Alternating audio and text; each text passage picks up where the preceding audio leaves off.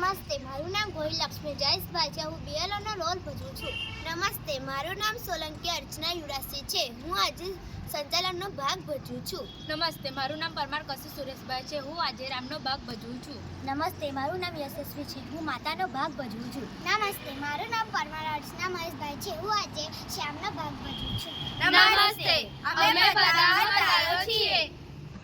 આ છે રામ, જેને લાગે છે કે મતદાન કરવાથી કંઈ જ બદલાતું નથી. રામ, આજે મતદાન દિવસ છે. ચાલો આપણે મત આપવા જઈએ. અરે યાર, એક મત આપવાથી શું ફરક પડે છે? રામની માતા પ્રવેશે છે. બેટા, તું જ્યારે જન્મ્યો ત્યારે તારો દાખલો બન્યો. તું જ્યારે શાળામાં પ્રવેશ્યો ત્યારે તારી ઓળખ બની. આજે મત આપીને દેશની ઓળખ બનાવવાનો વારો છે. શું સાચે જ મારો મત મહત્વનો છે? આ બધી માહિતી મને કોણ આપશે? હું આપીશ. 18 વર્ષ પૂર્ણ થયા બાદ મતદાર બનવાનો અધિકાર મળે છે.